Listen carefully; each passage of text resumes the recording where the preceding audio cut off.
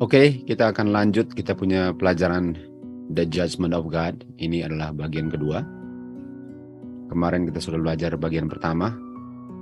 Mulai dengan Maleakhi 4 ayat 4 dikatakan, ingat, jangan lupa hukum Musa dengan dia punya statutes dengan judgments.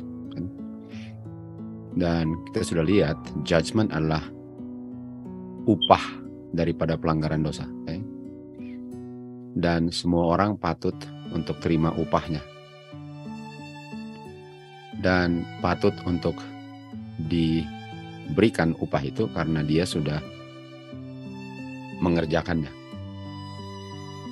Itu adalah judgment, kan? Namun, walaupun judgment itu adalah kebenaran dan bagian daripada karakter Bapa, tapi selain judgment itu yang diungkapkan hukum, ada juga the mercy of God. Dan the mercy of God ini ialah mercy of God ini menginginkan manusia untuk hidup. Jadi di kayu salib lah the judgment of God dipenuhi dan the mercy of God pun diungkapkan. Karena waktu Tuhan Yesus mati, itulah judgment daripada manusia punya pelanggaran. Itulah upah dosa yang dibayar oleh anaknya Bapa. Itu adalah judgment. Dan karena bukan manusia yang berdosa dan anaknya Bapa lah yang menerima judgment-nya, manusia pada waktu yang bersamaan menerima mercy of God. Dan ini adalah gospel. Gospel adalah bagaimana manusia dipisahkan dari dosa. Dan dipisahkannya dari dosa, di mana dosanya diberikan kepada Tuhan Yesus yang menerima judgment-nya, dan manusia diberikan kehidupan, dan bukan hanya diberikan kehidupan, tetapi diberikan akses kepada kuasa grace untuk tidak berdosa lagi. Itu artinya untuk diselamatkan dari dosa, dan itu adalah gospel. Dan umat-umat Israel waktu keluar dari Mesir, mereka tidak mengerti prinsip daripada 10 hukum ini. Yang mereka bisa lihat dan mereka rasakan dan alami ialah takutnya terhadap Tuhan. Waktu di Keluaran 19 dibilang, kalau kamu menurut perintahku dan memelihara covenantku, kamu akan menjadi peculiar treasure unto me. Bangsa yang istimewa, ya, berdasarkan penurutannya tentu saja. Dan mereka bilang, semua yang Tuhan bilang kami akan lakukan. Sementara kita tahu bahwa tanpa kuasa Tuhan, di Efesus 2, di Yohanes 15 ayat 5 katakan, kalau kita mau usaha untuk melakukan yang baik, Roma 7:18, kita nggak bisa. Sementara mereka bilang, kami akan lakukan. Dan waktu Keluaran 20, 10 hukum dikumandangkan dari Bukit Sinai, mereka ketakutan. Yesaya 59 ayat 1-2 bilang, orang yang terpisah adalah orang yang ada dosa. Dan mereka malahan menjauhkan diri. Jadi itu buktinya bahwa hukum itu, Roma 3 ayat 20 mengatakan bahwa hukum itu mengungkapkan dosa orang. Sementara hukum itu bukan solusi daripada dosa, karena hukum itu hanyalah mengungkapkan pelanggaran seseorang kalau dia melanggar. Jadi Tuhan mau menolong mereka, mau menghargai pertolongan mereka melalui anaknya Tuhan Yesus, di mana walaupun mereka patut untuk mati, tapi Tuhan mau tunjukkan bahwa kalau mereka sadar bahwa mereka membutuhkan Tuhan dan melihat kasih Tuhan kepada mereka, bahwa Tuhan tidak ingin untuk mereka dibinasakan, bahwa Tuhan inginnya untuk mereka hidup, bahwa ada yang menggantikan mereka punya kematian, yang kita tahu adalah judgment. Sementara mereka hanya bisa lihat judgment, tapi mereka tidak bisa melihat the love of God, the mercy of God. Mereka nggak bisa lihat itu. Dan karena mereka nggak bisa lihat itu, mereka ketakutan. Dan seakan-akan nggak ada solusi. Lalu setelah itu, di Keluaran ujung daripada 20, 21, 22, 23, 24, diberikan hukum-hukum. hukum-hukum termasuk hari Sabat dan festival. Itu adalah feast. Kan? Dan setelah itu 25 sampai 31 diberikan sanctuary dengan dia punya services. Dan itulah solusinya daripada persoalan dosa mereka. Dan sebelum itu, sebelum mereka melihat dia punya gospel, mereka membuat perjanjian berdasarkan darah lembu untuk menyetujuinya dengan katakan semua yang Tuhan bilang kami akan lakukan. Padahal mereka sudah ketakutan waktu di Sinai, sudah mengungkapkan bahwa mereka nggak bisa menurut. Buktinya waktu diberikan 10 hukum malahan takut. Kalau mereka bilang kita akan menurut 10 hukum, sementara di kumandangkan 10 hukum mereka ketakutan. Inilah kondisi mereka waktu keluar dari Mesir. Sudah sangat dipengaruhi dengan perbudakan di Mesir dan kekafiran, sehingga mereka sudah tidak mengenal apa-apa lagi. Jadi setelah mereka menyetujuinya, lalu diberikan dia punya sanctuary.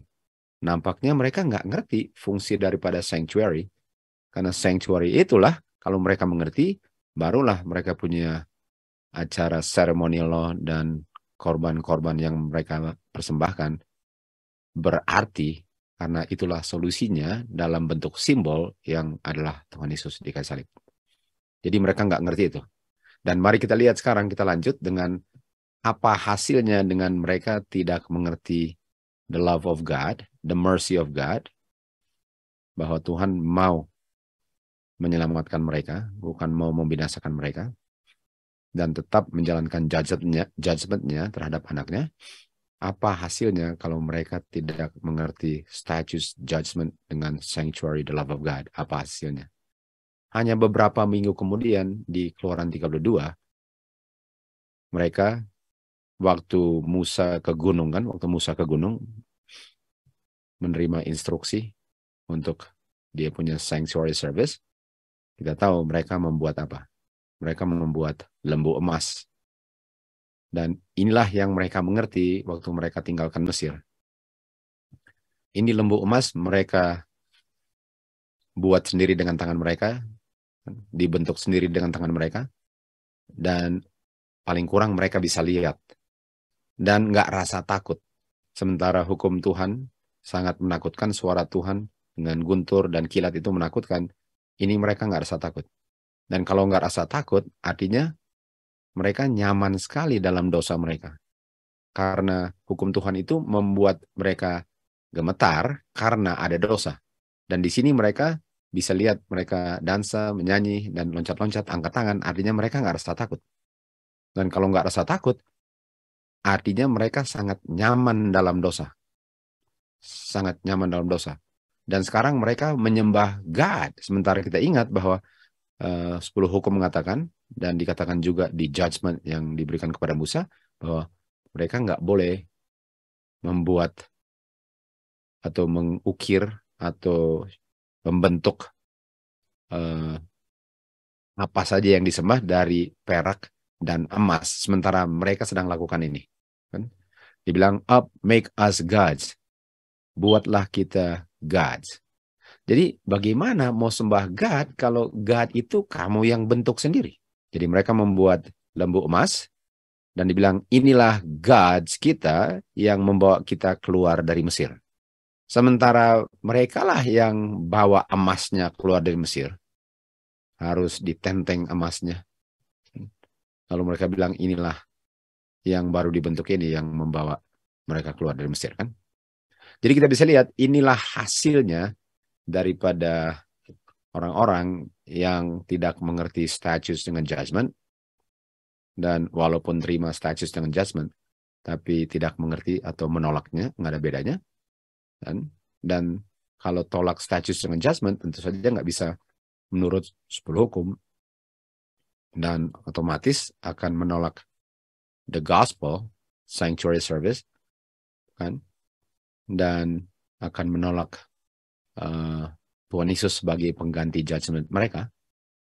Dan sekarang mereka sedang mendemonstrasikan apa hasilnya kalau tolak status dengan judgment dengan dia punya gospel yang belum dikabarkan pada mereka, tapi mereka sudah menyetujui dengan kekuatan mereka untuk menurut semua yang telah diperintahkan Tuhan kepada mereka melalui Musa.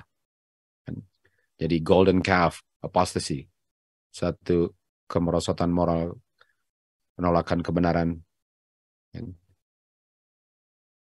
terjadi di Bukit Sinai waktu mereka menyembah patung emas ini.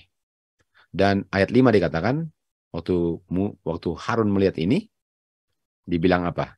Besok kita akan rayakan feast kepada Jehovah.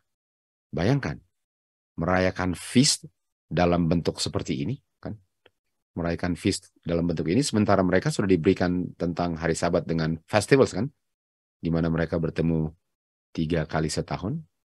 Lalu inilah feastnya yang mereka lakukan, kan? Dan ayat 26 dikatakan, pagi-pagi mereka bangun dan mempersembahkan korban bakaran dan persembahan-persembahan, dan orang-orang ini sekarang duduk untuk makan dan minum, meat and drink, dalam mereka juga feast dalam bentuk ini. Bayangkan. Dan di Keluaran 22 baru dikatakan dia yang memberikan korban kepada any god selain Jehovah akan dibinasakan tuntas. Kan? Ini dibilang di Keluaran 22 ayat 20. Bahwa kalau kamu memberikan persembahan kepada siapa saja selain Jehovah God, kamu akan dimusnahkan, dibinasakan. Itu adalah judgment. Itu adalah judgment, kan? Mereka benar-benar tidak mengerti apa yang terjadi. Sangat tidak mengerti apa yang telah terjadi di sini. Oke? Dan ayat 9, 32 ayat 9, lalu Tuhan bilang kepada Musa, saya sudah melihat orang-orang ini. Lihatlah, mereka tegar tengkuk. Mereka tegar tengkuk. Atau kepala batu. Lihat mereka. Tuhan bilang kepada Musa, lihat mereka. Kepala batu, keras kepala. Lihat mereka. Dan mereka sudah patut apa? Sudah patut dibinasakan. Mereka patut untuk menerima judgment of God. Sangat patut. Dan Tuhan bilang, mereka keras kepala. Tegar tengkuk. Ayat 10. Lalu Tuhan bilang kepada Musa, let me alone. Let me alone artinya jangan halang-halang saya dari apa yang saya melakukan. Apa yang mau dilakukan? Judgment. Agar murkaku yang sudah wax hot, sudah menjadi panas ini terhadap mereka, agar saya bisa musnahkan mereka. Lalu kita buat melalui kamulah Musa, bangsa yang besar. Kalau di buku Ulangan kita tahu, bangsa yang great itu adalah yang keep statutes dengan judgment, kan? Dan kita tahu Musa mengerti ini, dan Tuhan bilang saya akan membuat bangsa yang great melalui kamu, karena kamu keep statutes judgment. Tetapi orang-orang ini saya mau binasakan. Jangan halang-halang saya. Let me alone. Judgment is coming. Lalu Musa bilang kepada Tuhan. Apa yang Musa bilang? Oh, memang orang-orang ini telah melakukan dosa yang sangat besar. Dengan membuat gods dari emas. Jangan lupa, Musa mengerti karakter Bapa. Musa tahu mereka patut mati. Musa tahu mereka patut mati. Tapi Musa sudah melihat gospel. Buktinya, Musa bisa mendekati Tuhan di gunung, kan? Itu buktinya bahwa dia sudah terima darah Tuhan Yesus melalui darah domba. Dia sudah mengerti itu. Dia sudah mengerti gospel. Dia mengerti karakter Bapa. Dia tahu Bapa itu judgment. Tapi dia juga tahu Bapa itu mercy. Dan Musa bilang, oh memang orang-orang ini sudah melakukan dosa yang sangat besar dengan membuat lembu daripada emas. Lalu Musa bilang di ayat 32, namun sekarang, kalau engkau mengampuni dosa mereka,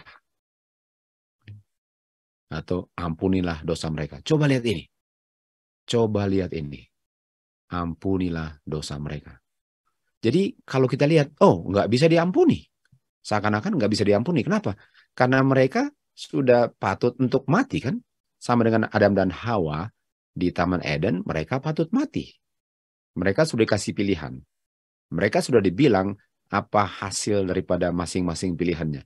Dan mereka memilih pilihan yang mengakibatkan kematian kekal. Okay? Dan patutlah sebagai keadilan dan karakter Tuhan untuk membinasakan mereka sebagai judgment. Karena itu adalah karakter Tuhan. Orang yang berdosa harus mati kan. Tapi Musa mengerti bahwa makanya Musa bisa naik ke gunung dan 40 hari 40 malam bersama-sama dengan Tuhan di gunung ya. Menerima instruksi itu. Dia bilang apa? Bukankah engkau bisa mengampuni dosa mereka? Dan dia bilang, kalau engkau pilih untuk tidak mengampuni dosa mereka, hapuskanlah nama saya dari buku kehidupan yang kau telah tulis. Artinya, biarlah saya yang hilang selama-lamanya. Coba lihat, bukankah ini sama dengan Tuhan Yesus waktu di Getsemani? Murid-muridnya mengkhianati dia, ketiduran, lari. Orang yang mau diselamatkan malahan mengolok-olok dia. Dibilang pekerjaan dia adalah pekerjaan setan. Tuhan Yesus enggak ada unsur tersinggung, sakit hati, marah, benci, dengki. Sama sekali tidak. Itu adalah love. Dan dengan love yang sempurna, Tuhan Yesus bilang apa? Walaupun saya nggak bisa lihat di ujung daripada kubur ini, tapi saya siap untuk bayar dosa mereka. Dan untuk dia bilang, saya nggak bisa lihat di ujung dari kubur ini, artinya itu mirip-mirip Musa bilang, hapuskanlah nama saya. Kalau nama tercatat di buku, itu artinya selamat. Kalau nama terhapus, itu artinya binasa selama-lamanya. Artinya kalau namanya tercatat, kalau namanya terhapus, waktu Tuhan Yesus datang kedua kali, nggak dibangkitkan. Nanti dibangkitkan 1000 tahun kemudian untuk dibinasakan. Musa bilang, sayalah yang dibinasakan. Bukankah dia sedang mengungkapkan karakter Bapa, mercy dan anaknya yang diungkapkan terhadap manusia yang sudah pilih dan patut untuk mati. Dikatakan di Yakobus 2:13, mercy, bersuka cita lebih daripada judgment. Artinya Tuhan lebih pingin untuk memberikan mercy daripada jalankan judgment. Dan sangkin Tuhan ingin untuk berikan mercy bagi orang berdosa daripada terima judgment, dia letakkan judgment-nya kepada anaknya. Bayangkan. Ini adalah bukti bahwa Tuhan sangat menginginkan manusia untuk terima mercy kalau judgment-nya diberikan kepada anaknya dan anaknya dengan senang hati menerimanya. Jadi kita bisa lihat bahwa Tuhan sama sekali tidak ingin manusia mati. Walaupun sudah berdosa seperti apapun, Tuhan tidak mau makhluk yang dia ciptakan dibinasakan. Tidak inginkan. Mercy rejoices against judgment. Mercy menginginkan manusia yang berdosa untuk diampuni dan diberikan kehidupan yang kekal, sementara judgment-nya tetap dijalankan, dan judgment-nya dituangkan kepada anak satu-satunya yang dia kasih. Jadi kita bisa lihat, inilah Musa. Saya bisa lihat kenapa dia di surga sekarang. Yang dia bilang itu persis karakter Bapa. Persis yang diungkapkan anak Bapa. Jangan biarkan mereka binasa. Sayalah yang pikul agar mereka bisa terima kehidupan kekal. Dan persis ini yang keluar dari mulut Musa. Makanya semua orang yang selamat, 144.000 akan menyanyi nyanyian domba dan nyanyian Musa. Mercy rejoiceth against judgment. Dan di Keluaran 33 ayat 18 kita tahu ayat ini, Musa bilang apa? Tunjukkan karaktermu. Tunjukkan kepadaku engkau punya kemuliaan. Jadi waktu Tuhan bilang, oke, saya akan binasakan mereka. Tentu saja Tuhan sedang uji Musa. Musa nggak membujuk Tuhan untuk memberikan mercy. No. Inilah pelajaran bagi kita semua bahwa inilah karakter Bapa yang diungkapkan Musa. Jadi waktu Tuhan bilang, oke, saya mau binasakan mereka. Mereka patut dibinasakan kok. Saya mau binasakan mereka. Musa bilang apa? Show me thy glory. Tunjukkan kemuliaanmu. Dan kalau engkau tunjukkan kemuliaanmu, bukankah glorymu, karaktermu, ada kata mercy di situ. Dan mercy itu sangat dibutuhkan orang yang sudah mau dibinasakan. Tunjukkan kemuliaanmu. Kan? Artinya, kita harus melihat Tuhan sebagaimana Musa mengenal Tuhan. Kita nggak bisa melihat Tuhan seakan-akan Tuhan tunggu-tunggu mau binasakan saya. Di saat saya berdosa, dia bilang, oh kesempatan saya mau binasakan dia. Seakan-akan Tuhan tunggu waktunya untuk binasakan saya, untuk balas dendam terhadap dosa-dosa yang saya lakukan. Bukan berarti bahwa silahkan lakukan dosa. Seandainya pun kita berdosa, sebesar apapun dosa kita, Tuhan tetap mau mengampuninya. Sebagaimana pelajaran yang kita sudah belajar bahwa nggak ada dosa di kolong langit yang tidak bisa diampuni selain yang tidak diakui. Tidak ada. Tidak ada. Kita harus mengenal Bapa sebagaimana Musa mengenal Bapa. Dan Musa bilang, tunjukkan karaktermu. Tunjukkan karaktermu. Tunjukkan judgment dan mercy-mu. Berikanlah mercy kepadamu, kepada umat Israel. Ada mercy kok di situ. Kenapa mau dibinasakan kalau ada mercy? Sia-sia dibawa keluar dari Mesir kalau dibinasakan padahal ada mercy. Bayangkan Musa. Bukan main Musa. Bukan main Musa punya 40 tahun di padang belantara. Sudah dia belajar tentang karakter Bapa. Bukan main. Lalu ayat 19. Tuhan menjawab Musa. Waktu dia bilang tunjukkan karaktermu. Tunjukkan mercy-mu. Tuhan bilang saya akan menunjukkan semua kebaikanku. Saya akan menyebut namaku, karakter.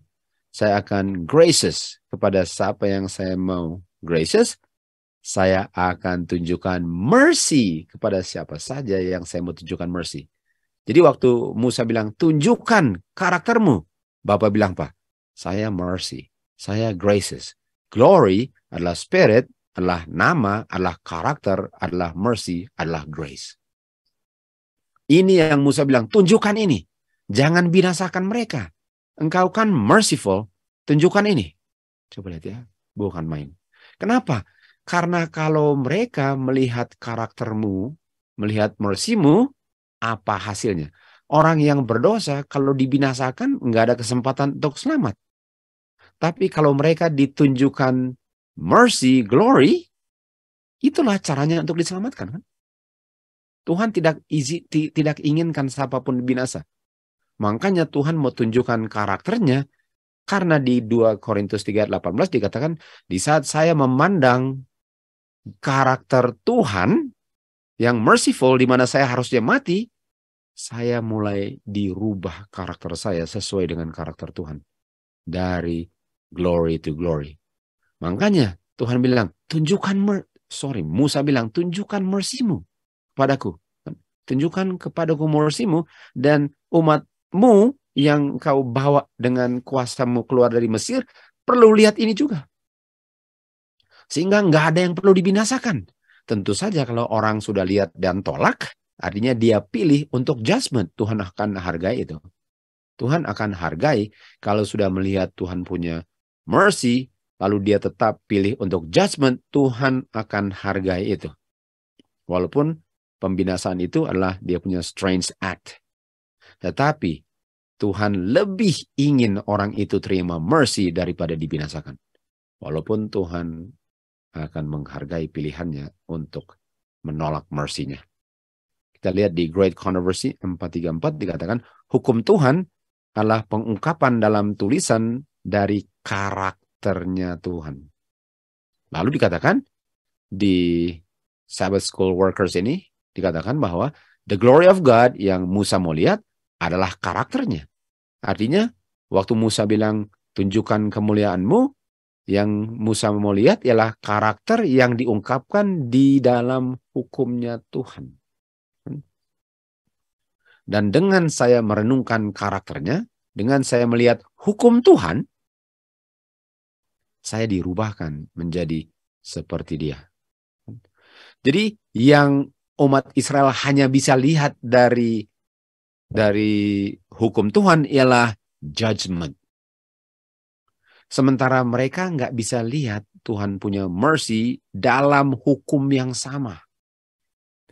Dan Tuhan mau kasih tunjuk, makanya dia mau kasih tunjuk statutes dengan judgment, dengan dia punya sanctuary services, karena disitulah mereka akan lihat dia punya mercy. Karena yang mati di situ domba, bukan mereka.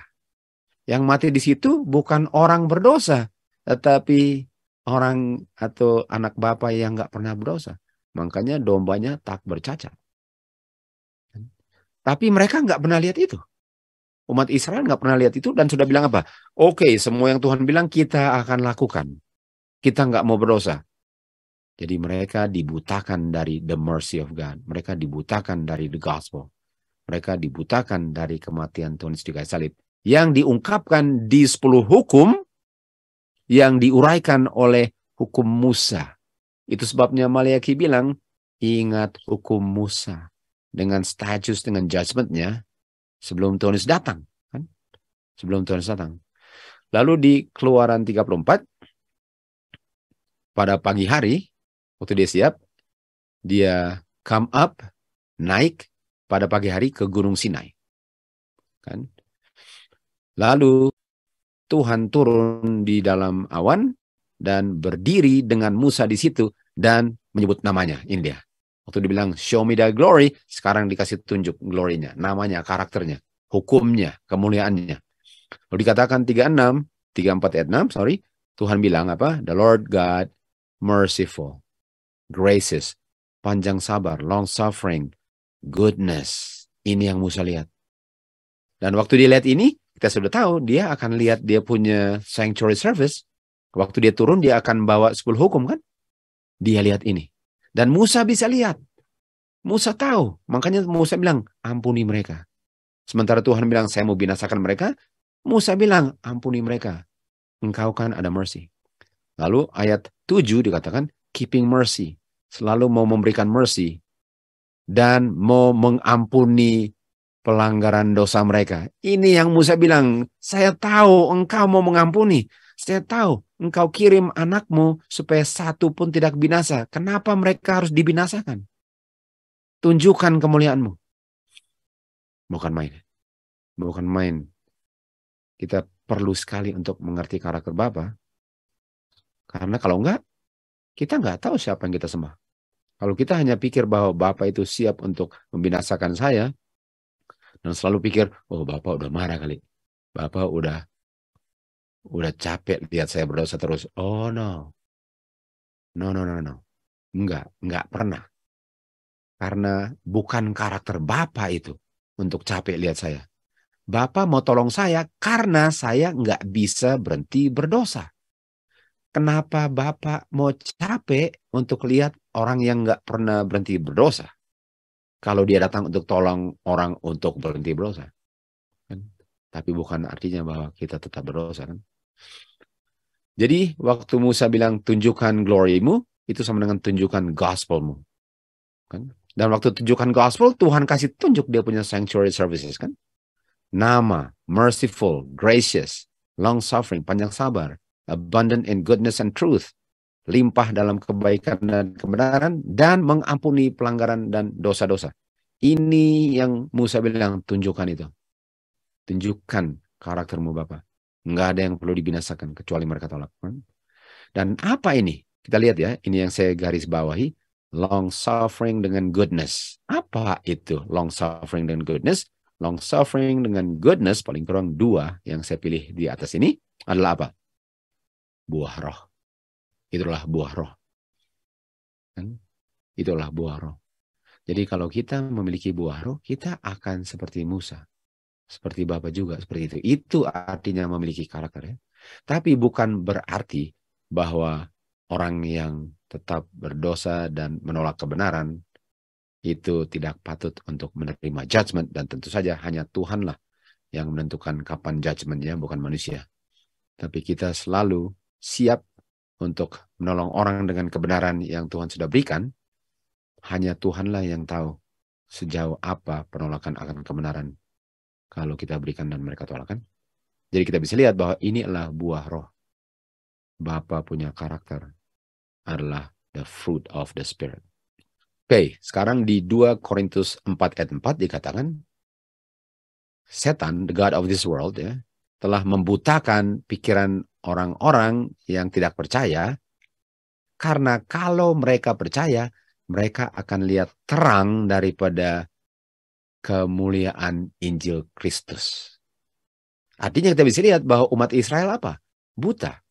Karena mereka nggak bisa lihat Injil, yang mereka lihat ialah penghakiman. Itu sebabnya waktu mereka mendengar 10 hukum dikumandangkan, mereka langsung ketakutan. Karena ketakutan itu sama dengan Adam dan Hawa waktu sembunyi di belakang belukar. Karena mereka tahu mereka berdosa, dan mereka sudah tahu bahwa upah dosa adalah maut. Yang mereka bisa lihat dari belakang belukar ialah kita sudah mau terima judgment. Persis apa yang terjadi kepada umat Israel. Kita takut. Kita sudah berdosa.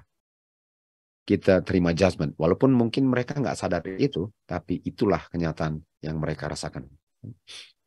Dan ayat 8, Keluaran 3:4 ayat 8 dikatakan, Musa dengan segera dia tunduk kepalanya ke bumi dan dia sembah. Dia sembah God, kan? Jadi tadi kita lihat, tunjukkan kemuliaanmu, lalu Musa apa? Lalu Musa waktu lihat itu, waktu dia lihat karakter Bapa yang penuh dengan kemurahan kebaikan, dia langsung sembah Bapa. Bukankah malaikat pertama bilang, fear God, give God the glory. Takutlah akan Tuhan dan muliakanlah Bapa, betul? Dan waktu dibilang muliakanlah Bapa, lalu dibilang apa? Waktu dibilang muliakanlah Bapa, untuk muliakan Bapa ialah untuk menerima Bapa punya pengampunan, kan? Bapa punya mercy. Dan waktu menerima Bapa punya mercy, menerima roh Bapa, yaitu love, peace, joy, long suffering, goodness tadi, kan? Waktu itulah hasil kerja Roh Kudus dalam saya waktu saya menerima roh Bapa. Karena kita tahu glory adalah pekerjaan daripada roh, kan? Dan waktu saya terima pengampunan dengan kuasa roh yang merubahkan kehidupan saya, dan saya memuliakan Bapa dan saya sembah Bapa. Malaikat pertama, Wahyu 14 ayat 7 dibilang, fear God, berikan Bapa kemuliaan, dan worship God. Musa langsung worship God. Bayangkan itu. Benar-benar malaikat pertama bukan teori, kenyataan bagi Musa. Ini bukan, oh kita kayaknya harus worship God. Kalau malaikat pertama dibilang, kita patut worship God, harus ada aba-aba. Enggak, itu enggak perlu aba-aba, itu dari isi hati otomatis akan dilakukan itu. Di Keluaran 34 ayat 9, dia bilang, kalau saya, lalu dia lanjutkan, kalau saya telah menemukan grace di hadapanmu, oh Tuhan, tuntunlah kami. Go among us, artinya tuntunlah kami dalam perjalanan ini, kan? Lalu dibilang, karena ini adalah tegar orang-orang yang tegar tengkuk, ampunilah dosa kami dan pelanggaran kami. Tunggu, ini dosa mereka. Yang berdosa adalah umat Israel. Sementara Musa di gunung dengan Tuhan. Lalu dia bilang apa? Ampunilah pelanggaran kami dan dosa kami. Sama dengan Daniel di Daniel 9. Waktu dia bilang, kami telah berdosa. Kami telah meninggalkan hukum Musa, betul? The book of the law. Persis, ini karakter, kan? Jadi dia menerima tanggung jawab daripada dosa orang lain. Bukankah Tuhan Yesus memikul dosa orang lain? Bukan main. Ini Musa. Di Lukas 23 ayat 34 dikatakan, Tuhan Yesus bilang, Bapa, ampunilah mereka. Musa bilang, ampunilah kami. Padahal dia nggak berdosa. Lalu dia bilang apa? Tuhan Yesus bilang kepada Bapa, mereka nggak tahu apa yang mereka lakukan. Kan? Mereka nggak tahu apa yang mereka lakukan. Nah, di Wahyu 3 ayat 17 dikatakan, karena kamu bilang kamu kaya, kamu increase with goods, dan kamu bilang kamu tidak membutuhkan suatu apapun, lalu dibilang apa? Kamu nggak tahu bahwa kamu buta. Artinya umat Israel apa? Buta. Dan orang-orang yang memakukan Tuhan Yesus apa? Buta. Jadi Tuhan Yesus tahu, mereka nggak tahu apa yang mereka lakukan. Mereka buta. Mereka nggak tahu yang mereka pakukan adalah anak Bapa yang menciptakan mereka. Mereka nggak tahu itu. Dan karena mereka nggak tahu, Tuhan bilang, ampuni mereka karena mereka nggak tahu. Mereka nggak tahu apa yang mereka lakukan. Kalau kita lihat kehidupan kita yang lampau, penuh dengan dosa, dibandingkan waktu kita sudah lihat kebenaran dan kita terima kebenaran, kita bilang, wow, kok bisa saya lakukan yang dulu ya? Kalau saya sudah tahu terang yang saya tahu sekarang, saya nggak akan lakukan dosa yang saya lakukan dulu kan? Kenapa Tuhan ampuni? Karena dia tahu dulu saya nggak tahu. Saya belum ada pengetahuan tentang kejinya dosa, baiknya Tuhan, karakter Tuhan, indahnya firman Tuhan. Mereka nggak tahu apa yang mereka lakukan. Mereka nggak mengerti. Dan Laodikia apa? Laodikia nggak tahu bahwa mereka melarat, malang, miskin, buta, dan telanjang. Mereka nggak tahu. Ampunilah orang-orang yang suam-suam kuku ini Bapak. Jangan muntahkan. Saya sudah mati untuk mereka. Darahku, darahku, darahku, darahku. Tuhan Yesus bilang 4 kali kan kepada Bapak. Darahku. Saya sudah mati untuk mereka. Jangan dibuang begitu saja. Biarkan mereka dikasih kesempatan untuk bertobat. Itu kan karakter Bapa. Ini the love of God. Di 2 Korintus 4 ayat 4, setan telah membutakan mata atau mata rohani orang-orang yang tidak percaya. Apa yang umat Tuhan yang sudah dibutakan nggak bisa lihat? Kemuliaan terang daripada gospel kan? Karena kalau mereka nggak buta, mereka akan lihat karakter Bapa. Mercy, goodness, long suffering, the glorious gospel of Christ. Jadi kondisi Laodikia ialah di akhir zaman ini nggak bisa lihat kasih Bapa. Dan karena nggak bisa lihat kasih Bapa, mereka bilang apa? Kita nggak butuhkan. Dia punya feast, itu kan sudah dipakukan di kayu salib. Kita nggak butuhkan dia punya status dengan judgment. Itu nggak perlu lagi. Itu nggak perlu lagi. Itu pengungkapan orang yang buta rohani. Sudah dibuktikan oleh the God of this world. Mereka tidak bisa melihat kasih Bapa, mercy Bapa, bahwa ini adalah 10 hukum. Jadi untuk memakukan ceremonial law, prinsip ceremonial law, tentu saja ceremonial law nggak dilakukan karena ceremonial law itu bukan gospel. Tetapi dengan saya menjalankannya, saya melihat gospel. Jadi walaupun ceremonial law-nya ditiadakan, ada cara yang lain yang menggantikan cara untuk gospel diungkapkan tanpa membunuh domba. Jadi untuk bilang ceremonial law dipakukan, oke, ceremonial law dipakukan. Sebenarnya ceremonial law punya prinsip nggak dipakukan, tapi liturgi untuk bisa mengungkapkan karakter Bapa itu yang ditiadakan, dan yang dipakukan adalah kematian dosa dan catatan hutang dosa. Dan semua orang yang tidak mengerti ini memakukannya, semuanya dipakukan. Seakan-akan, bukan seakan-akan, mereka tidak bisa melihat karakter Bapa. Mereka memakukan gospel, kebaikan Tuhan. Dan ini sejarah mengulang kembali sejarah umat Tuhan di Bukit Sinai. Dan setan sudah membutakan mereka untuk tidak bisa melihat karakter Bapa ini. Di ayat 14. 2 Korintus 3:14. Tetapi pikiran mereka punya minds ya, dibutakan. Sampai hari ini, itu yang menutup wajah mereka, masih menutupi wajah mereka waktu mereka baca Perjanjian Lama. Kita tahu mulainya dengan siapa? Musa. The Law of Moses. Mereka masih dibutakan sampai hari ini. November 3 di sini, November 4 ya, 2022, masih dibutakan dengan memakukan status dengan judgment, dengan dia punya feast. Ayat 15. Hari ini pun, waktu Musa dibaca, hukum Musa, yang menutupi wajah mereka masih menutupi hati mereka. The gospel di buku Musa, di perjanjian lama semua, masih mereka tidak bisa lihat gospel. Saya masih ingat kalau dulu baca perjanjian lama, terus terang kalau nggak ngerti, bosannya bukan main. Kalau nggak ngerti. Tapi kalau ngerti, kalau kita bisa lihat gospel, betapa indahnya. Kan?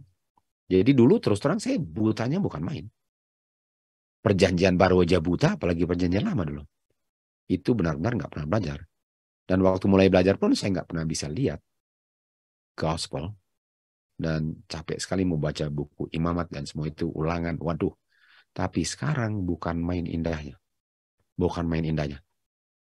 Kalau matanya sudah dibukakan, bukan main indahnya. Kan? Jadi sampai sekarang masih ditutup pikiran banyak orang yang meniadakan Law of Moses karena mereka nggak mengerti apa yang mereka baca di situ, yaitu Law of Moses. Kita lihat daripada E.J. Wagner ya. Di sini dikatakan banyak ide di mana hukum Musa itu sesuatu yang sangat berbeda dari hukum God. Di sini ada satu reasoning yang tidak masuk akal di mana mereka prejudice terhadap Musa. Dan mereka tidak prejudice terhadap penulis-penulis Alkitab yang lain. Kalau ada sesuatu yang dibilang, oh ini kan ditulis di buku Kejadian, Keluaran, Imamat, Ulangan, atau Bilangan ya. Mereka bilang, oh itu kan hukum Musa. Loh, itu kan Alkitab kok bilang hukum Musa? Apakah 5 buku pertama itu bukan Alkitab kan? Jadi sudah bisa lihat betapa butanya. Seakan-akan dengan bilang itu sudah selesai pembicaranya. Okay. Jadi mereka tidak memperlakukan Yesaya, Jeremia, Rasul Paulus, atau Petrus sebagaimana mereka memperlakukan Musa. Makanya dibilang di buku Maleaki, dia nggak bilang ingat buku Yesaya, Jeremia, Rasul Paulus, atau Petrus kan. Dia bilang ingat hukum Musa karena mereka sangat prejudisnya terhadap Musa. Karena Musa yang menerima instruksi kan dari surga. Dari surga itu waktu di Bukit Sinai. Untuk buat dia punya statutes, dia punya judgment, dan dia punya ceremonial law, dia punya sanctuary service kan. Dan itulah sebabnya Musa mereka tidak mengerti dan oleh sebab itu dipakukan kayu salib. Okay? Dan kita sudah tahu bahwa nggak ada orang selain Musa yang di-honor oleh Tuhan. Yang sangat highly ya. Buktinya dia diangkat ke surga. Dikatakan sini, the law of Moses is the law of God. Artinya, kalau saya tolak law of Moses, saya tolak law of God. Karena law of Moses itu mengungkapkan lebih terperinci daripada karakter Tuhan melalui statutes judgment dengan dia punya ceremonial law yang kita bisa tahu ada hubungannya dengan the sanctuary services kan.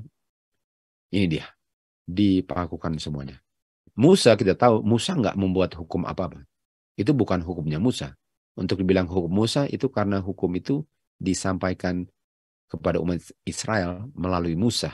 Sementara 10 hukum itu diucapkan langsung dari gunung. Dan adalah satu kesalahan untuk mengatakan bahwa Musa itu Musa punya hukum. Dia digerak oleh Roh Kudus. Sebagaimana penulis Alkitab lain pun menerima inspirasi dari Roh Kudus.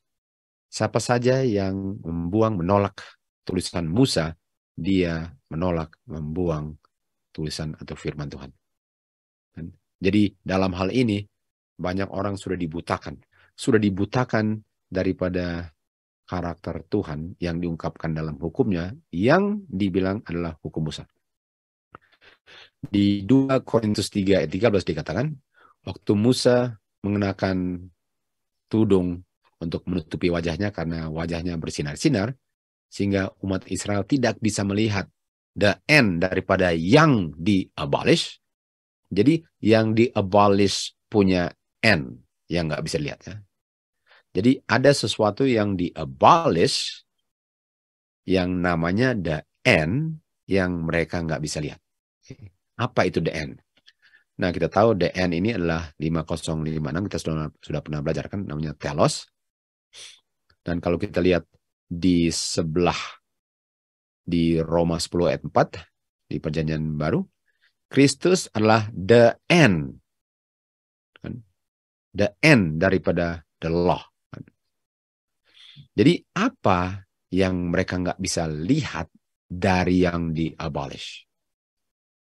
Kita tahu bahwa yang di-abolish adalah death. Yang di-abolish adalah death. Tapi the end itu kita tahu artinya ada complete, sempurna, perfect. Dan karakter Tuhan itu belum dengan sempurna saya lihat kalau saya hanya lihat penghakiman. Kalau saya hanya lihat judgment, saya belum dengan sempurna. Saya belum melihat dia punya fulfillment, kesempurnaan daripada karakter Tuhan, kan? Kalau saya lihat orang terima judgment, itu karakter Tuhan. Karena yang melanggar harus mati. Tapi itu belum dengan sempurna saya lihat. Jadi yang mereka nggak bisa lihat dengan sempurna, karena kita tahu arti the end adalah sempurna, kan? Fulfill. Complete. The end, kan? Jadi apa daripada karakter Tuhan yang mereka belum lihat sehingga mereka nggak bisa lihat dengan sempurna karakter Tuhan selain penghakiman? Kita tahu. The end of the law adalah apa? Righteousness. Maksudnya for righteousness. Artinya hukum itu waktu dilihat orang, dia bilang apa? Kamu tidak righteous. Kamu melanggar hukum. Kamu unrighteous. Kalau unrighteous adalah dosa, kan? Kamu unrighteous. Kamu unrighteous. Dan hukum yang bilang. Tapi hukum nggak bisa menolong orang untuk menjadi righteous. Yang menolong orang untuk menjadi righteous ialah kalau orang itu dosanya nggak ada. Tapi nggak pernah orang itu bisa menyingkirkan dosanya dengan kuasanya sendiri.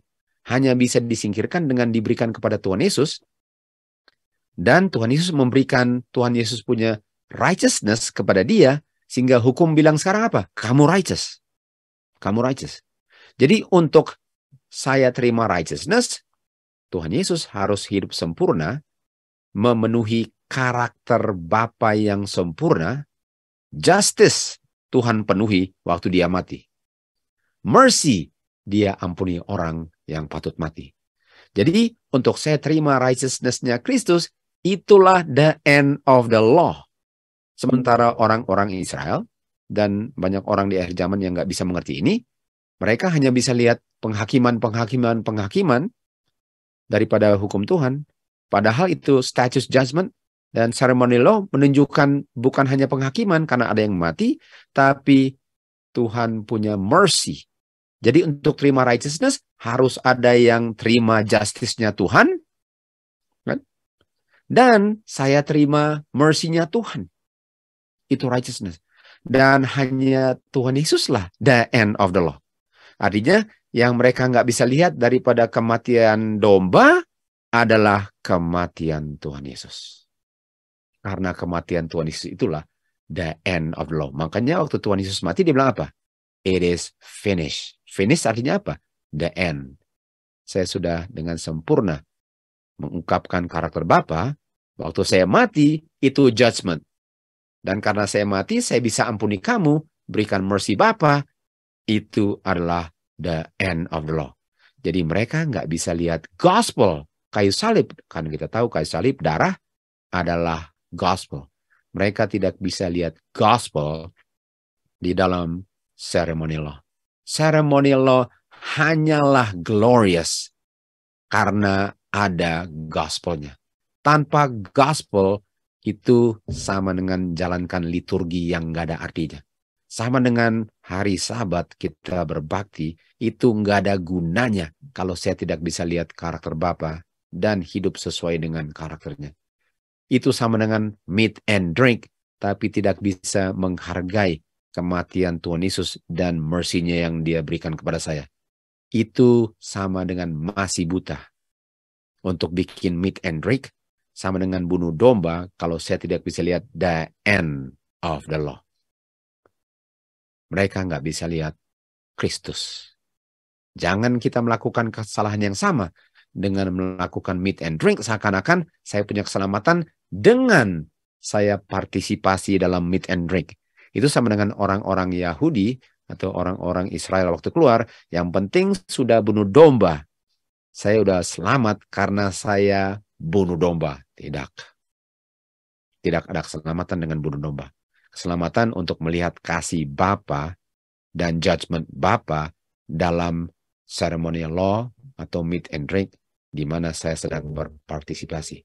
Kalau tidak, saya sampai sekarang nggak bisa mengerti waktu baca buku Musa. Dan Roma 8 ayat 4 dikatakan, the righteousness of the law, jadi karakter sempurnanya Bapa yang diungkapkan dalam hukum sudah dipenuhi dan oleh Tuhan Yesus dan diberikan kepada saya karena Tuhan Yesus sudah mengambil judgment saya. Dengan Tuhan Yesus mati, Tuhan Yesus terima judgment, karakter Bapa diungkapkan dengan yang berdosa harus mati, dan karakter Bapa diungkapkan dalam mercy-Nya waktu saya terima mercy-Nya karena saya berikan dosa saya kepada Tuhan Yesus. Bukan main indah gospel-nya. Bukan main indah gospel. Dan apa arti fulfill dan the end? Ini fully, perfect, complete, end. Ini dia punya end. Jadi mereka tidak bisa lihat karakter Bapa yang sempurna waktu mereka lihat domba dibunuh. Mereka nggak bisa lihat karakter Bapa yang sempurna waktu mereka meat and drink. Kalau meat and drink saja belum tentu bisa lihat, apalagi kalau tolak meat and drink. Makanya ini kata fully adalah apa? Sabbath more fully. Artinya hari Sabat yang more fully lah yang mengungkapkan karakter Bapa yang the end of the law. Jadi hanya untuk tidak bekerja pada hari Sabat dan berbakti sama-sama. Itu bukan fully kalau saya nggak bisa lihat the end of the law. Nggak ada gunanya itu. Tuhan Yesus katakan di Matius 5:17, jangan kamu pikirkan, jangan izinkan pikiran ini ada di dalam pikiranmu, bahwa saya datang untuk membinasakan hukum dengan tulisan-tulisan the prophets, the law of Moses, dengan Jeremiah, Yesaya. Jangan pikir saya mau binasakan itu. Saya tidak mau binasakan itu. Saya mau fulfill tuntutan hukum yang kamu nggak bisa. Saya berikan kepada kamu sebagai mercy. Saya terima judgment kamu sebagai judgment, the end of the law. Satu jot atau tittle pun tidak akan berlalu dari hukumku. Lalu Tuhan Yesus bilang apa? Di Matius 5:20, kecuali kamu punya righteousness, melebihi orang-orang Farisi punya righteousness, kamu tidak akan masuk ke kerajaan surga. Kecuali kamu bisa melihat the end of the law daripada kamu punya meat and drink. Kecuali kamu bisa lihat the end of the law daripada ceremony law, kamu nggak akan masuk kerajaan surga. Jadi jangan pikir waktu baca ini, wah orang-orang Farisi. Sementara saya sekarang dalam bentuk meat and drink ceremony law-nya. Dalam bentuk meat and drink. Kita sedang bisa mengulang sejarah yang sangat mengerikan kalau kita tidak mengerti. Jadi apa sih yang di-abolish? Apa sih yang ditiadakan?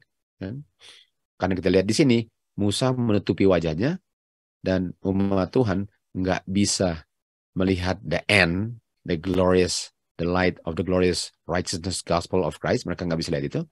Yang daripada yang di-abolish. Jadi ini bukan adalah yang di-abolish, tapi the end daripada yang di-abolish. Artinya yang di-abolish itu ada the end-nya. Artinya yang di-abolish bukan the end-nya, tapi the end-nya yang perlu dilihat daripada yang di-abolish. Apa yang di-abolish? Di 2 Timotius 1 ayat 9 dikatakan, yang telah menyelamatkan kita, kan, tidak sesuai dengan kita punya pekerjaan, tetapi sesuai dengan dia punya purpose dan dia punya grace. Efesus 2:8, kita diselamatkan melalui grace dia, bukan pekerjaan kita, yang diberikan kepada kita di dalam Kristus sebelum dunia diciptakan. Artinya ini Tuhan selamatkan manusia bukan mulai tahun 31 AD. Tuhan selamatkan manusia, kuasa grace-nya sanggup menyelamatkan sebelum dunia diciptakan. Artinya di saat manusia berdosa, langsung ada juru selamat. Grace langsung siap. Grace langsung siap di saat manusia berdosa. Nggak perlu tunggu sampai kayu salib baru ada grace. Sebagaimana banyak yang mengajarkan. Dan walaupun ada yang bilang, saya nggak ajarkan itu. Dengan kamu tolak feast, dengan tolak status judgment. Itulah yang kamu ajarkan, walaupun kamu nggak ajarkan. Artinya banyak orang boleh dikatakan ada unsur gado-gadonya lah. Mereka tolak ini, mereka bilang mereka nggak tolak ini, padahal dengan tolak ini mereka tolak ini. Lalu 2 Timotius ayat 10 dikatakan, kuasa yang menyelamatkan sudah dari dulu kala ini, sekarang dibuat untuk bisa diungkapkan dengan munculnya juru selamat kita Yesus Kristus yang telah abolish death. Artinya yang di-abolish apa? Death. Dan karena di-abolish death, sekarang kita bisa terima kehidupan kekal untuk menerima apa? Light daripada gospel. Ini dia. Jadi lihat ya, kalau kita kembali di 2 Korintus 3:13 dikatakan, Musa menutupi wajahnya karena mereka nggak bisa lihat apa? Mereka nggak bisa lihat the gospel waktu mereka death apa? Bunuh domba. Waktu mereka bunuh domba, yang mereka lihatlah judgment. Mereka nggak bisa lihat mercy. Bahwa domba itu bukan kamu. Memang ada yang mati. Itu judgment. Tapi kenyataan bahwa bukan kamu yang mati, itu mercy. Dan mereka nggak bisa lihat bahwa bukan kamu yang mati, itu mercy. Mereka hanya bisa lihat bahwa ada yang mati. Tapi mereka nggak bisa lihat bahwa bukan mereka yang mati. Mereka hanya bisa lihat judgment. Mereka tertutup wajah mereka dari the love of God, the mercy of God, the grace of God, the long suffering of God. Kan? Mereka nggak bisa lihat itu. Mereka tidak bisa menghargainya. Sehingga waktu Tuhan datang, malahan mereka membunuh. Kan? Jadi mereka nggak bisa lihat karakter Bapa dalam melihat kematian domba. Okay? Atau saya nggak bisa lihat karakter Bapa dengan meat and drink yang mengingatkan akan kematiannya. Ini saya mau ulang lagi karena ini berlaku untuk kita. Jangan kita selalu ingat bilang orang-orang Israel, sementara kita bisa saja sedang mengulang pengalaman mereka. Kan? Jadi Kristus abolish pelanggaran penalty daripada pelanggaran hukum Tuhan, bukan hukum Tuhannya yang di-abolish. Kan? Bukan hukum Tuhannya. Jadi orang bisa mengerti begini, Tuhan abolish.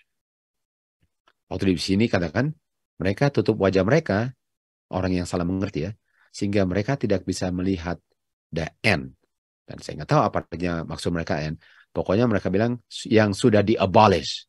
Artinya feast, dia punya statutes, dia punya judgment, kan?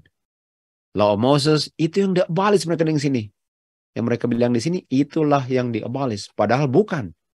Yang di-abolish adalah kematian, tapi waktu ada kematian, mereka nggak bisa lihat gospel. Dibutakan mata mereka dari karakter Bapa. Dan kalau nggak bisa lihat gospel, artinya mereka nggak bisa lihat hukum Tuhan.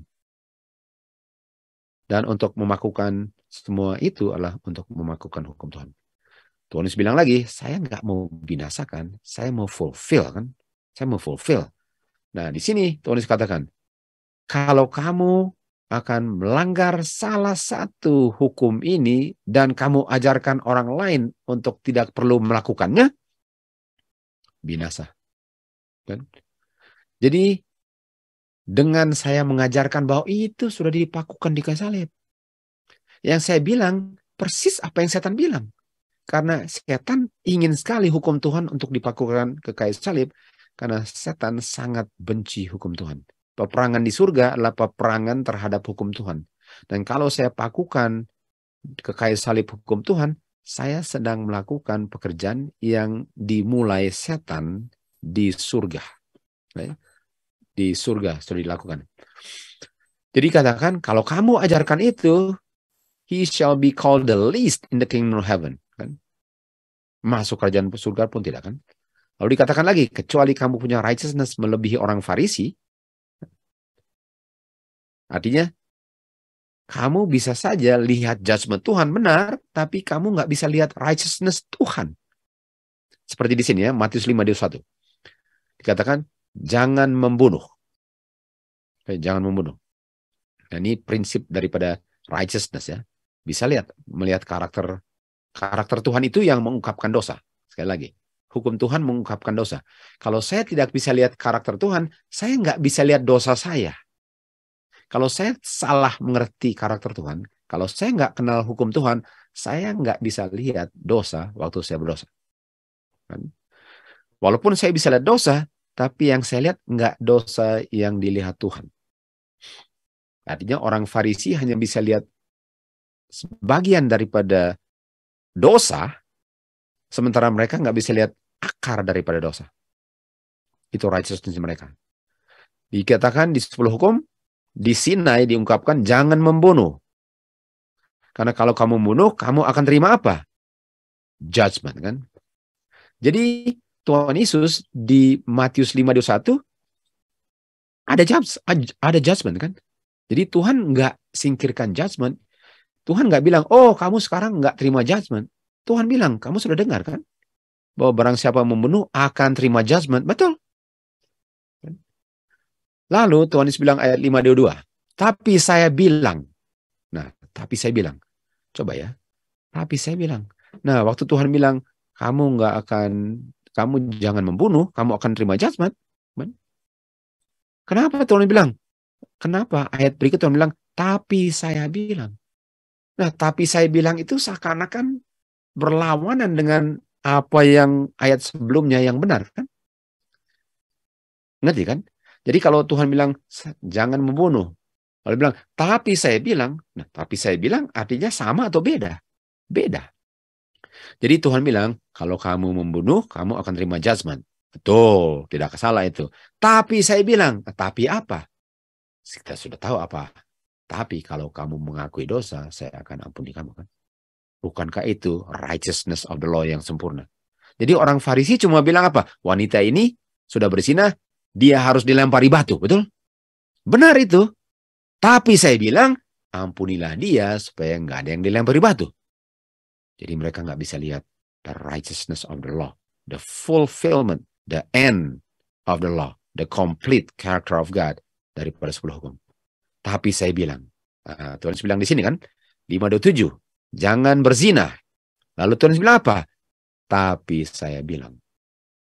Nah, tapi saya bilang itu, selain saya tunjukkan apa itu dosa, tapi saya bilang, kalau wanita kedapatan berzina, apakah Tuhan Yesus lempari batu? Kan? Karena kita sudah tahu kan, orang yang berzina dilempar batu. Jadi Tuhan Yesus kutip 10 hukum, Tuhan Yesus mengutip 10 hukumnya sendiri, Bapa punya hukum dan dia punya hukum, kan? Mengutip, jangan berzina. Nah, wanita berzina harusnya terima judgment, kan? Lalu Tuhan bilang apa? Betul, itu judgment. Tapi saya bilang, neither do I condemn you, go and sin no more. Itu Tuhan Yesus bilang waktu dia kutip 10 hukum. Jadi sementara orang memang sudah jahat dan patut untuk mati, harusnya kita bilang apa? Tapi, apakah kita bisa berikan mercy kalau dia mau terima? Betul kan? Itu Musa. Bukankah mereka sudah mau terima judgment? Tuhan bilang, saya mau binasakan mereka. Jangan halang-halang saya. Musa bilang apa? Ampuni mereka. Ini sama dengan waktu Tuhan Yesus bilang, saya mau binasakan mereka. Lalu Musa bilang, tapi bukankah engkau bilang engkau mercy? Bukan main. Bukan main. Matius 5:38.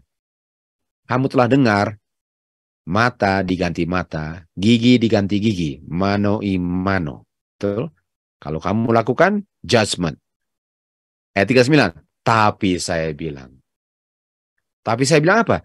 Kalau mereka tampar pipi kanan, kasih pipi kiri. Nah, itu nggak bilang itu. Yang dia bilang apa? Kasih mercy. Kan? Jadi, jangan balas dendam. Kasih kesempatan mereka untuk bertobat. Nah, tentu saja ada peristiwa di mana bahwa orang ini sudah tolak untuk bertobat. Okay? Jadi kita harus lebih banyak belajar lagi. Jangan langsung aplikasikan. Oke, artinya semua yang berdosa biarin aja. No, bukan itu maksudnya. Yang dimaksudkan di sini ialah berikan kesempatan karena mereka bisa saja nggak ngerti apa yang mereka lakukan. Mereka belum lihat kasih Bapa. Kasih tunjuklah kasih Bapa melalui kamu siap untuk membereskan persoalan. Walaupun orang itu punya salah, tapi kamu siap untuk membereskannya karena mereka perlu lihat karakter Bapa waktu kamu memberikan pengampunan walaupun pengampunan dari Tuhan, kan? Ini the end of the law. Ini yang sedang ditunggu-tunggu dunia untuk dilihat sebelum mereka terima Sabbath more fully. Lalu dikatakan bukan cuma itu saja, kan? Kalau orang mau sue kamu, membawa kamu ke pengadilan dan ambil kamu punya mantel, biarkanlah dia ambil jaketmu sekalipun. Kalau orang bilang jalan 1 mil, jalan 2 mil. Orang bilang 1 kilo, jalan 2 kilo. Ini prinsipnya ialah kasih kesempatan untuk lihat kemurahan Bapa. Jangan cepat-cepat binasakan, nanti mereka nggak pernah lihat. Kecuali mereka memang sudah mengeraskan hati. Tapi dengan mengeraskan hati bukan berarti bahwa kita benci dan kita nggak pernah mau terima mereka kembali kalau mereka mau menerimanya kembali. Kan? Kita harus menghargai, tapi bukan berarti bahwa kita harus benci dan kita tutup pintu kita terhadap mereka. Ini the end of law. Kan? Ini adalah the end of law. Lalu dikatakan bahwa Tuhan bilang gini ya, kalau I am the Lord God, I am Jehovah, saya tidak berubah, artinya saya kan selalu merciful. Karena kalau saya berubah, artinya saya nggak merciful lagi, kamu akan dibinasakan. Karena Tuhan tidak berubah, manusia selalu ada kesempatan untuk bertobat. Setelah melihat kebaikan Bapa, diremukan, dilunakkan hatinya, dan bertobat karena Bapa tidak berubah. Itu sebabnya umat Tuhan bisa diselamatkan, tidak dibinasakan. Kenapa banyak orang yang jahat? Lalu seakan-akan kita bilang, kenapa Tuhan nggak bunuh, biarkan dia yang mati saja? Itu namanya mercy. Tuhan sedang berikan kesempatan untuk mereka bertobat. Kan? Jadi sikap kita sekarang berubah. Di mana, wah, ini orang sebenarnya dia yang harus mati. Kenapa orang yang baik yang mati? Ini yang jahat malahan masih hidup. Bukankah Tuhan bilang apa? I delight in mercy.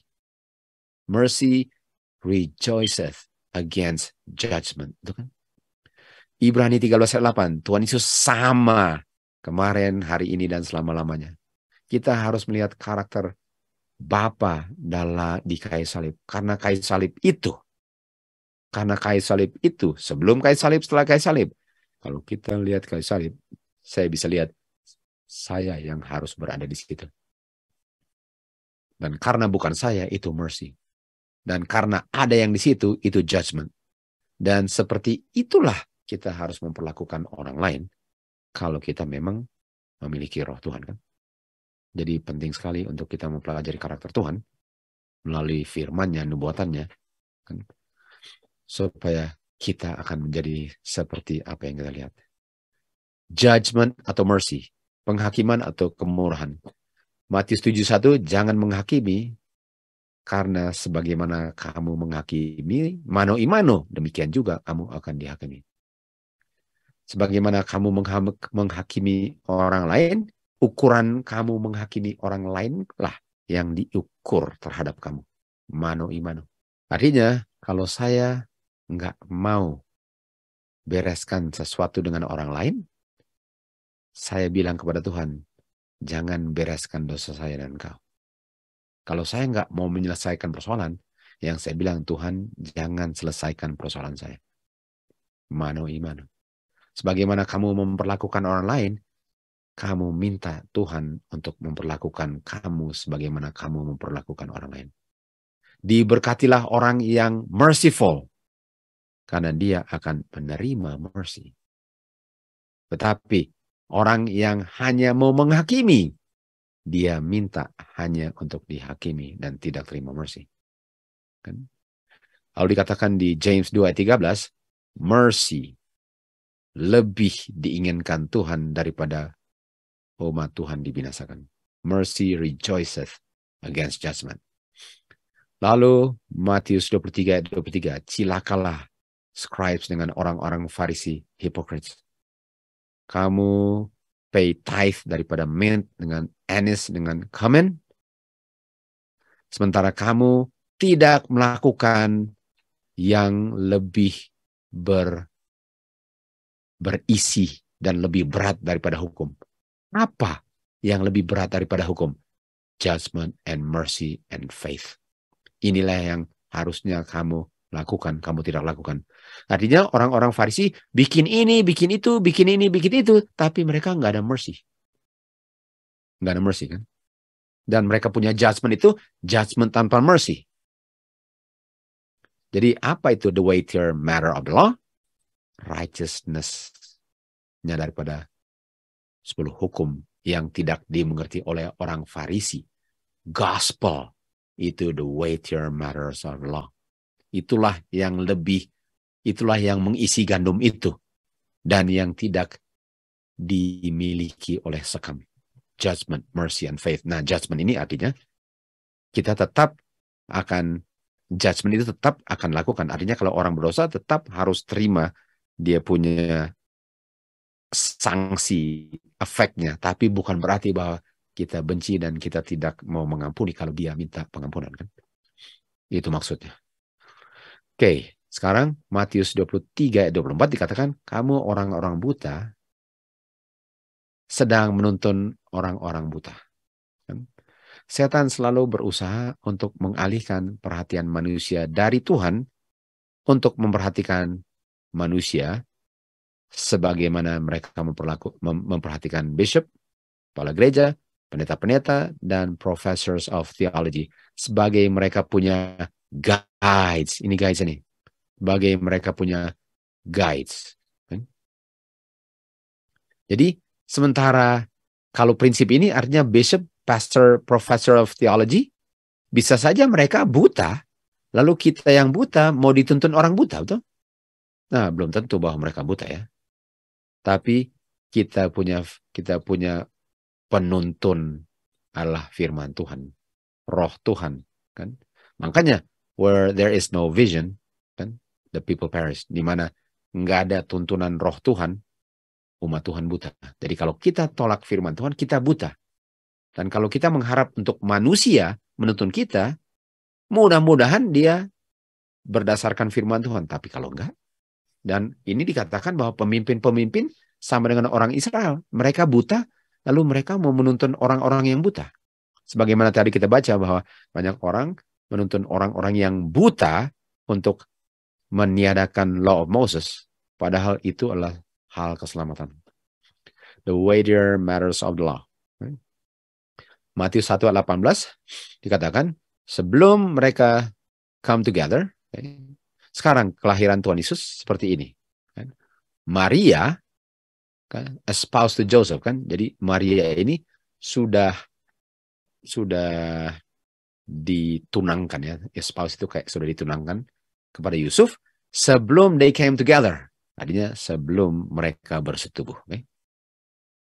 Dan sebelum mereka bersetubuh, Maria sudah mengandung. Wow. Maria sudah mengandung sebelum mereka bersetubuh. Dan Yusuf tahu ini. Wah, dia sudah mengandung. Kita belum pernah bersetubuh. Dan kita tahu ini adalah anak daripada benih firman Tuhan, kan, Roh Kudus. Tapi, jadi sebelum mereka bersetubuh, dia sudah mengandung. Nah, apa ganjaran orang-orang yang sudah mengandung sebelum menikah? Okay? Lalu Yusuf, husband daripada Maria, dia adalah orang yang just. Just itu artinya apa? Orang yang benar. Orang yang tahu hukum Tuhan. Karena hukum Tuhan itu apa? Just, holy and good. Artinya kalau just, orang live by faith. Artinya Yusuf hidup berdasarkan iman akan firman Musa. Karena kita tahu Alkitab dulu cuma bukunya Perjanjian Lama termasuk Musa. Artinya Yusuf bukan orang buta Farisi, dia just. Artinya apakah dia tahu hukum Musa, dia tahu karakter Tuhan, dia tahu righteousness of the law, dia tahu the weightier matters of the law? Iya, Yusuf tahu. Dan dia bisa lihat sini, kita sudah bertunang tapi belum bikin apa-apa, belum menikah, belum benar-benar sudah sah, tapi kamu sudah mengandung. Lalu dibilang apa? Dia tidak mau membuat ini diketahui banyak orang, publik ya. Dan contoh apa? Contoh kita akan lihat. Karena di Kejadian 38-24 dikatakan orang-orang yang melacurkan dirinya harus dibakar. Okay. Di Ulangan 22 buku Musa, kan, buku Musa ini bilang kalau orang kedapatan sudah tidak perawan lagi waktu dia menikah, dia harus hadapan banyak orang di kota, publik, dilempari batu karena dia sudah berzina. Itu hukum Musa. Apakah Yusuf tahu hukum Musa? Tahu. Apakah dia mengerti ini Roh Kudus punya bayi? Dia nggak ngerti ya. Dia nggak ngerti. Tentu saja dia akan pelajari itu. Tapi setahu dia bilang, wah, ini gawat ini. Ini Maria harus dihadapi di banyak orang, di umum, dan dilempari batu dan mengakui bahwa dia sudah melacurkan dirinya sebelum nikah. Itu judgment. Tapi siapa? Yusuf just, dia tahu hukum Musa. Dia tahu hukum Tuhan. Makanya dia bilang apa? Saya tidak mau menghakimi dia. Was minded to put her away privately. Jadi dia nggak mau bawa seret dia keluar seperti wanita di Yohanes 8 diseret, dibilang ini dia melacurkan dirinya, lempar batu. Hukum Musa bilang lempar batu. Yusuf, dia tahu hukum Musa. Dia tahu karakter Bapa. Dia nggak have mercy. Karena dia tahu bahwa Tuhan tidak ingin semua dibinasakan. Tuhan mau have mercy untuk orang itu bisa bertobat, kan? Bukan main. Jadi kita bisa lihat Yusuf ini adalah orang yang just. Dia mengerti the weightier matters of law. Dia bisa melihat dia punya hukum tanpa tertutup wajahnya. Lalu Tuhan Yesus bilang, kan? Tuhan Yesus bilang kepada orang-orang Farisi, kalau kamu tahu apa artinya, kalau kamu tahu apa arti daripada hukum, artinya mereka nggak tahu hukum, saya akan have mercy dan bukan sacrifice.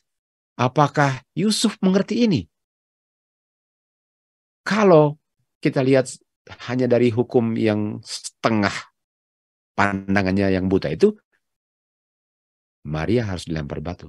Jadi seakan-akan Yusuf melanggar hukum. Tidak, dia tidak melanggar hukum. Dia malahan menjalankan hukum dengan memberikan mercy kepada Maria. Kan? Walaupun kita tahu dia nggak melacurkan dirinya, tapi konsepnya di sini. Tuhan mau apa? Tuhan mau mercy, mau berikan mercy, bukan sacrifice. Lalu John 8:4 kita tahu, dikatakan wanita ini sudah melacurkan dirinya. Lalu mereka bilang, bukankah Musa bilang dia harus dilempari batu? Kita baca tadi kan? Kamu nggak tahu hukum, dia harus lempar batu loh. Lalu Tuhan bilang apa? Oke, kalau antara kamu ada yang yang sudah diampuni dosa, karena tanpa dosa artinya sudah diampuni. Kalau antara kamu yang sudah terima mercy, silahkan lempar batu kepada yang butuhkan mercy. Jadi Tuhan bilang apa?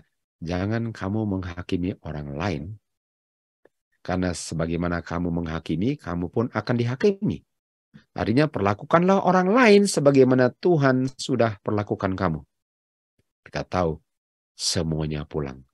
Nggak ada yang melempari dia batu setelah mereka melihat the mercy of God. Setelah mereka lihat mercy of God, mereka bilang, kita kalau melempari batu, artinya kita patut dilempar batu, pulang semua. The mercy of God rejoiceth over judgment. Dan Tuhan bilang apa kepada wanita? Apa yang Tuhan bilang kepada wanita? Di mana orang-orang yang menuduh kamu? Di mana penuduh kamu? Dan mereka menuduh sesuai dengan hukum Tuhan. Di mana orang-orang ini? Tuhan bilang, dia bilang apa? Enggak ada Tuhan, enggak ada mereka. Lalu Tuhan bilang apa? Saya pun berikan kamu mercy. Saya pun enggak akan lempari kamu batu. Karena mercy rejoiceth over judgment. Saya mau berikan mercy kepada kamu. Lalu dibilang apa? Jangan berbuat dosa lagi. Bukankah ini rencana keselamatan, saudara? Bukankah wanita ini tidak dilempari batu karena gambar di kanan ini? Ini judgment di kanan. Ini mercy di sebelah kiri. Biarlah saya yang terima judgment-nya. Kamu yang terima mercy Bapa. Itulah karakter Bapa yang kita mau lihat. Lalu dikatakan, belajarlah apa artinya hukum. Karena yang saya inginkan adalah mercy, bukan sacrifice. Saya datang ke dunia ini bukan cari orang yang benar, Tapi saya datang untuk cari orang yang butuhkan mercy, untuk bertobat dan terima mercy. Saya datang bukan untuk membinasakan, saya datang untuk menyelamatkan. Saya menginginkan mercy, bukan sacrifice. Hosea 6 ayat 6. Dan saya inginkan kamu untuk mengetahui karakter Bapa lebih daripada korban-korban ini. Walaupun korban perlu dilakukan, tapi mudah-mudahan kamu lihat karakter Bapa dalam korban ini. Umat Tuhan tidak mengenal kebenaran, tidak mengenal mercy, tidak mengenal karakter Bapa, sementara masuk ke gereja. Atau lakukan feast sekalipun, meat and drink, tapi enggak melihat karakter Bapa. Keluaran 33:18, tunjukkan kemuliaanmu, tunjukkan goodness-mu, namamu, grace-mu, mercy-mu. Ini yang dibutuhkan oleh Laodikia yang buta. Mereka perlu lihat karakter Bapa, glory of God. Itu sebabnya semuanya dipakukan karena mereka buta. Laodikia adalah sidang yang sedang dihakimi. Dan sementara dihakimi, penghakiman tidak dijalankan karena Sabbath morphology, pekabaran the mercy of God, the last message of mercy, sedang dikumandangkan bagi gereja yang sedang dihakimi.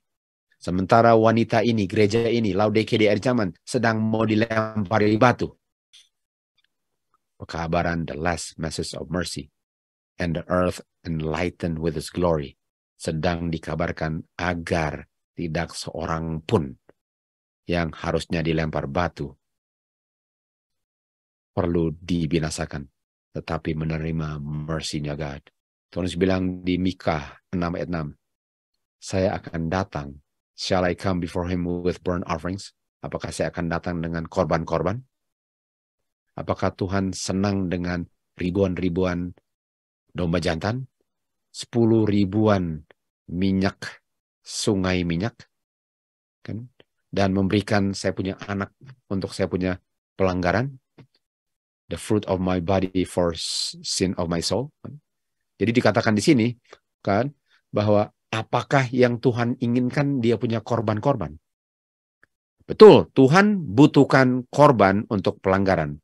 Tapi bukan itu yang dia butuhkan dari saya. Yang dia butuhkan dari saya adalah penurutan dan korbannya dia kirim anaknya. Mika 6 ayat 8. Dia telah menunjukkan kepada kamu apa yang baik. Apa sih yang Tuhan tuntut daripada kamu? Untuk melakukan yang just seperti Yusuf lakukan kepada Maria. Untuk mencintai mercy. Untuk jalan rendah hati dengan Tuhanmu. Mika 7:18. Who is a God like unto thee? Siapa God yang seperti engkau? Yang mengampuni kejahatanmu. Yang melewati pelanggaranmu. Daripada remnant, daripada keturunannya. Yang tidak mau menahan-nahan marah selama-lama. Tapi dia senang untuk memberikan mercy. Jadi kalau kita mau simpan dosa, itu sama dengan bilang, Tuhan jangan ampuni dosa saya. Kalau saya mau marah sama orang dan setelah matahari terbenam masih mau simpan-simpan, seperti itulah saya bilang Tuhan perlakukan saya. Jadi jangan minta pengampunan dari dosa kalau kamu nggak mau bereskan dengan orang lain. Kamu seakan-akan mau menyimpan-nyimpan sesuatu dalam hatimu, sementara kamu harapkan Tuhan tidak simpan-simpan dosamu. Mika 7 ayat 19. He will turn again. Dia akan berpengasihanan kepada kami. Dia akan simpan, dia akan tiadakan dosa-dosa kami. Kan? Dan dia akan lempar kita punya dosa-dosa ke kedalaman laut. Kita tahu cerita tentang Daud kan? Dia kasih cerita kepada Daud, Nathan, ada orang yang kaya dan ada orang yang miskin. Yang kaya banyak sekali ternaknya. Orang yang miskin nggak ada apa-apa kecuali satu domba yang kecil. Dia kasih ilustrasi ini. Dan dia perlakukan domba kecil ini sebagai dia punya gadis. atau dia punya istri, Bathsheba kan. Ini Uriah. Dan datanglah seorang yang mengadakan perjalanan kan, kepada orang yang kaya, dan dia nggak mau ambil salah satu daripada domba dia yang banyak untuk kasih makan orang perjalanan yang datang dalam perjalanan. Tapi dia ambil domba daripada orang yang miskin ini dan dia sembelih untuk orang makan. Lalu Daud marah sekali terhadap orang ini dalam cerita Nathan. Dia bilang apa? Orang ini harus mati. Apa yang Daud minta dari Tuhan? Judgment. Sebagaimana kamu inginkan untuk orang lain mati, yang kamu bilang adalah sayalah yang patut mati. Sebagaimana kamu mengukur orang lain, ukuran itu mengukur kamu. Daud bilang, dia harus mati. Judgment. Betul. Judgment betul. Betul. Memang benar. Orang yang demikian harus mati. Dan betul, Daud harus mati. Dia nggak sadar aja bahwa orang itu adalah dia. Jadi Daud perlu mati dan dia akui dia perlu mati. Dan dia harus kembalikan 4 kali lipat dia punya domba. Jadi Daud bukan cuma mano imano, dia 1:4. Kalau Tuhan 1:1, Daud malahan 1:4. Mati 4 domba. Dia nggak ada rasa kasihan sama sekali terhadap dirinya sendiri. Dia nggak tahu itu. Lalu Nathan bilang apa? Kamulah orang itu. Sudah bisa lihat? Daud minta judgment. Mata untuk mata. Mata untuk 4 mata. 1 domba untuk 4 domba. Dia harus mati dan kembalikan 4 domba. Dia mau judgment. Dia nggak ngerti karakter Tuhan. Dia mau judgment. Dan patut orang itu terima judgment. Tapi dia nggak ngerti karakter Bapa. Karena waktu Nathan bilang, ini adalah kamu. Kamulah orang itu. Kan? Dengan apa kamu menghakimi orang, kepada kamulah akan dihakimi juga. Lalu apa yang Daud bilang di 51 ayat 1 Mazmur? Have mercy upon me. Dia langsung sadar karakter Bapa yang dia nggak pernah sadari selama ini. Dia langsung sadar di saat dia membutuhkannya, dia langsung sadar kasih Bapa.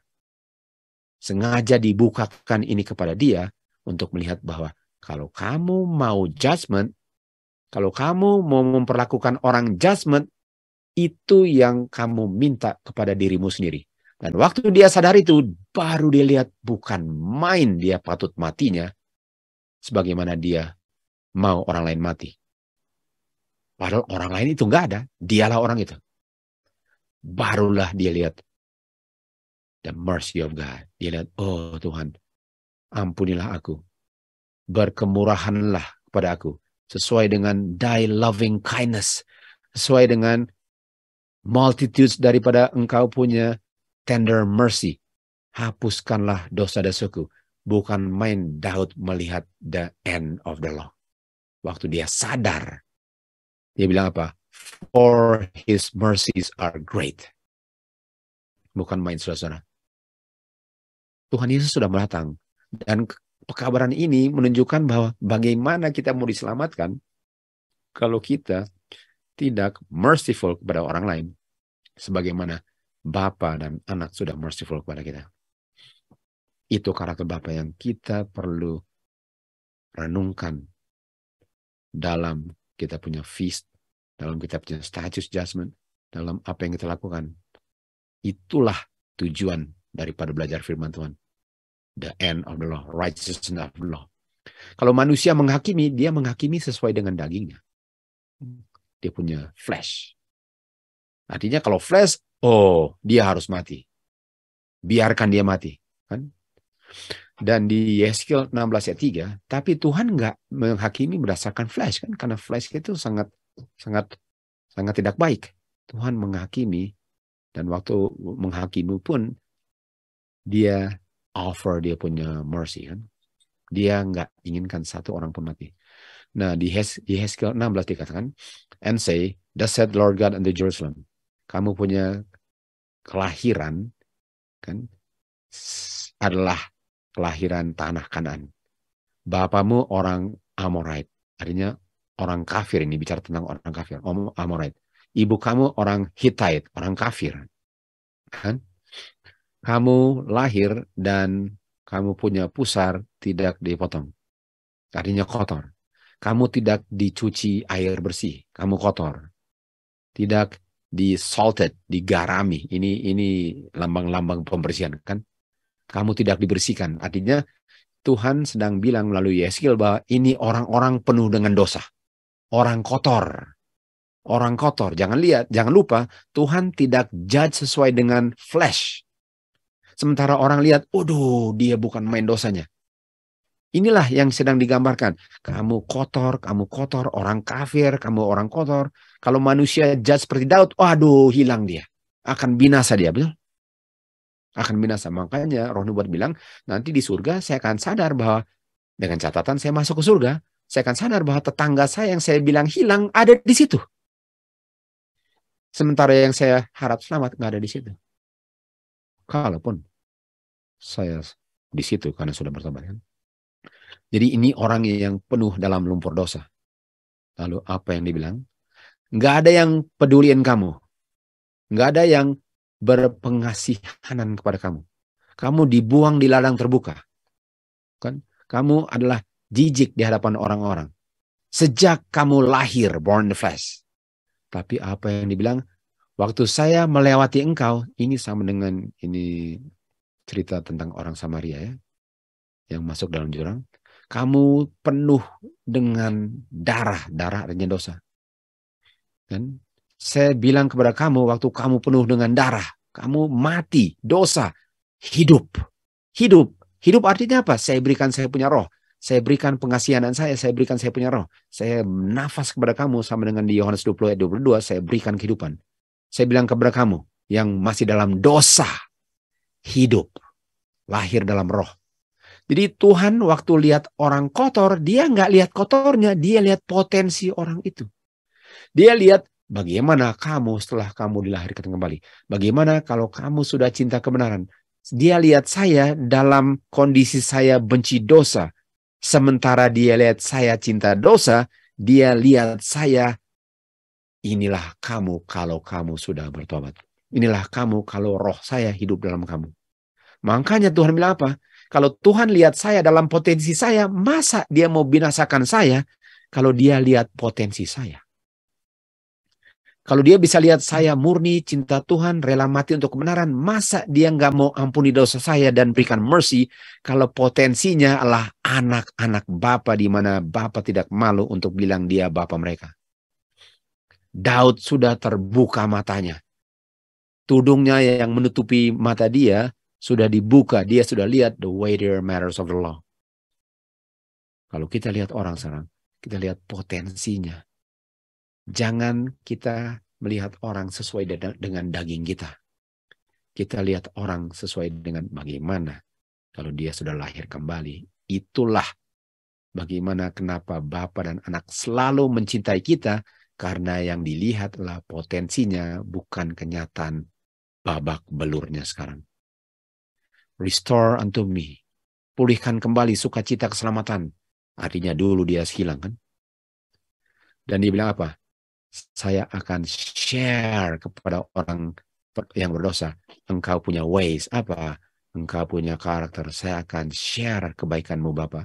Saya akan ajarkan orang lain tentang karakter, the weightier matters of the law kepada orang lain. Sehingga orang berdosa pun bisa bertobat kepada engkau. Korban-korban Tuhan tidak inginkan. Tuhan tidak inginkan korban-korban. Yang Tuhan inginkan adalah apa? Mercy. The last message of mercy sedang dikumandangkan di seluruh dunia. Dikit lagi dunia akan dipenuhi dengan kemuliaan. Wahyu 18:1. Makanya umat Tuhan harus dipanggil keluar dari Babylon supaya bisa lihat the last message of mercy. And the earth was enlightened with the weightier matters of the law. Kristus sudah menjadi korban kita Itu sebabnya Tuhan nggak inginkan kita bawa korban, karena korban itu adalah Tuhan Yesus yang sudah mati. Jadi untuk apa membawa korban lagi? Dia nggak inginkan korban. Karena dia sudah mati, Kristus sudah meninggikan hukum dan membuat hukum itu magnify dan honorable, ya. Dan karena hukum itu dimagnify di kayu salib, yang dia mau lihat sekarang, yang dia pakukan adalah kematiannya. Christ is our Passover, yang sudah dipakukan di kayu salib. Yang kita lihat sekarang apa? Dia punya mercy. Dan bagaimana kalau kita lihat mercy Tuhan? The Lord is well pleased with His righteousness sake. He will magnify the law and make the law honorable. Di dalam umat Tuhan yang waktu lihat Tuhan Yesus mati di kayu salib, melihat the mercy of God, menerimanya dan hidup sesuai dengan hukumnya. To God be the glory. The law is to be magnified, to be made honorable. Hanya dalam umat Tuhan yang bisa melihat the mercy of God melalui dia punya law of Moses, statutes dengan judgment. Kiranya ini menjadi kenyataan hidup agar Tuhanlah yang dimuliakan dalam segala aspek kehidupan kita.